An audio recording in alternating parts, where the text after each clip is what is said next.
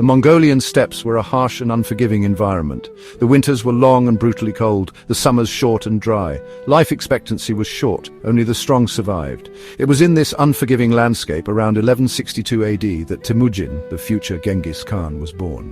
His early life was marked by hardship and tragedy. His father, Yesuge, a minor chieftain, was poisoned by a rival clan when Temujin was just 9 years old. This left young Temujin and his family to fend for themselves, often on the brink of starvation. They were outcasts, struggling to survive in a world where power was everything. This period of hardship was crucial in shaping Temujin's character. He learned the importance of loyalty, the value of strength, and the necessity of cunning in the face of adversity. He witnessed firsthand the brutal reality of intertribal warfare, a constant cycle of violence and revenge. He saw how this disunity weakened the Mongols, making them vulnerable to their enemies. This experience ignited a spark in him, a desire to unite his people and bring an end to the endless feuding. However, Temujin's rise to power was far from straightforward. He was betrayed by allies, hunted by enemies, and even enslaved for a time. Each setback, however, only seemed to strengthen his resolve. He possessed an innate ability to inspire and lead, drawing people to his cause. He forged alliances, strategized against his enemies, and slowly but surely consolidated his power. His vision was clear: a unified Mongol nation, strong and independent. By his early 20s, Temujin had begun to unite the disparate Mongol tribes under his banner. It was a long and arduous process, a delicate dance of diplomacy and warfare. He understood that brute force alone would not be enough to unite the perpetually feuding tribes. He needed to offer them something more, a vision of a united and powerful Mongol nation, free from the fear of internal strife and external threats. He appealed to their shared heritage, their common struggles, and their desire for a better future. Temujin's reputation as a warrior and a leader grew with each passing battle. He was known for his fairness, his courage, and his unwavering determination. He demanded absolute loyalty from his followers, but in return offered them a share in the spoils of war and a place in a united Mongolia. Those who joined him were not just followers, but comrades, bound together by mutual respect and shared ambition. His campaigns were not solely about conquest, they were about forging a new Mongol identity. He broke down the traditional clan structures, promoting individuals based on merit rather than birthright. This challenged the established order and created a sense of unity and shared purpose among the Mongols. By the early 1200s, Temujin had achieved what had seemed impossible just a few decades earlier. He had united the Mongols, bringing peace and stability to the steppes for the first time in centuries. The Mongol army under Genghis Khan was a force unlike any the world had ever seen. It was a cavalry-based army, with each warrior a highly skilled horseman, capable of covering vast distances and fighting with incredible speed and agility. The Mongols were masters of mounted archery, able to fire arrows with deadly accuracy while riding at full gallop. Their bows, made of composite materials, were more powerful than those of their enemies, allowing them to strike from a distance. But the Mongols' success in warfare stemmed from more than just their military prowess. Genghis Khan was a master strategist, adept at exploiting his enemies' weaknesses and using psychological warfare to devastating effect. He often sent envoys ahead of his armies, offering his enemies a chance to surrender peacefully and avoid bloodshed. Those who refused were met with swift and brutal retribution. The Mongols were masters of adaptation, incorporating new technologies and tactics into their arsenal. They adopted siege warfare techniques from the Chinese, allowing them to conquer even the most heavily fortified cities.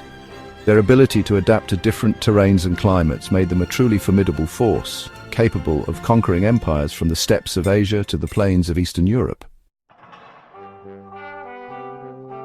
Genghis Khan was not just a brilliant military strategist, he was also a shrewd ruler who understood the importance of law and order. He knew that a strong legal code was essential for maintaining stability within his vast and diverse empire. In 1206, at the Kurultai, the great Mongol assembly, he proclaimed the Yasa, his code of law. The Yasa was a comprehensive legal system covering everything from religious freedom and the protection of envoys to the prohibition of theft and adultery. The Yasa reflected Genghis Khan's vision of a unified and disciplined Mongol society. It emphasized obedience to authority, loyalty to the Khan, and the importance of social harmony. It was designed to be practical and enforceable, with punishments often swift and severe. The Yasa was not just a set of rules, it was a reflection of Genghis Khan's values and his vision for a just and prosperous empire. Section 5. A legacy of expansion, the Mongol Empire under Genghis Khan. Under Genghis Khan's leadership, the Mongol Empire expanded at an unprecedented rate, stretching from the Pacific Ocean in the east to the Caspian Sea in the west. He personally led his armies to conquer the Khwarezmian Empire in Central Asia, exacting revenge for their earlier treachery. He crushed the powerful Tangut state in present-day northwest China, securing his empire's southern border.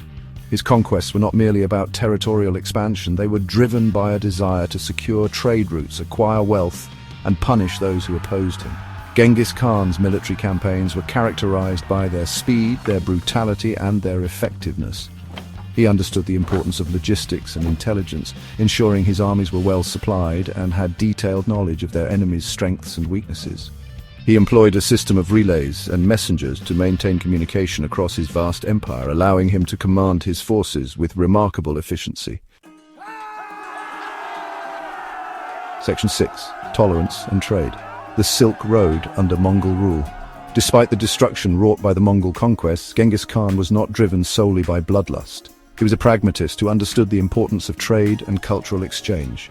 He offered protection to merchants and encouraged the flow of goods and ideas across his empire. The Silk Road, which had fallen into disrepair during the previous centuries, flourished under Mongol rule, connecting east and west in an unprecedented exchange of goods, knowledge, and culture. Genghis Khan was remarkably tolerant of different religions. He believed in the importance of religious freedom and granted tax exemptions to religious institutions.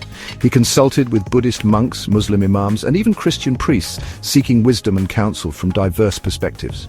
This religious tolerance was a stark contrast to the often violent religious conflicts that plagued other parts of the world at the time. Section 7. The death of Genghis Khan and his succession. In 1227, at the age of 65, Genghis Khan died, his death shrouded in mystery. He left behind a vast empire stretching across Asia. Before his death, he had carefully planned for his succession, dividing his empire among his sons and grandsons. He designated his third son, Ogedai, as his successor, ensuring a smooth transition of power. This careful planning was crucial in preventing the kind of succession crises that had plagued other empires. Section 8. The legacy of Genghis Khan, destroyer or visionary. Genghis Khan's legacy is a complex one, marked by both destruction and creation. He was a ruthless conqueror who oversaw the deaths of millions, yet he was also a brilliant strategist, a skilled administrator, and a visionary leader who united disparate tribes and forged an empire that would leave an indelible mark on history. He established a legal code that promoted justice and order, fostered trade and cultural exchange, and created a Pax Mongolica that brought relative peace and stability to much of Asia. Section 9. Conclusion. Was Genghis Khan a ruthless destroyer or a visionary leader? The answer, like the man himself, is complex and multifaceted. He was a product of his time, a man shaped by the harsh realities of the Mongolian steppes. He was a warrior who understood that power was essential for survival, but also a ruler who recognized the importance of law, order, and justice. He was a destroyer who shattered empires, but also a creator who forged a new world order. His legacy continues to be debated and discussed centuries after his death, a testament to the enduring power of his story and the profound impact he had on the course of history.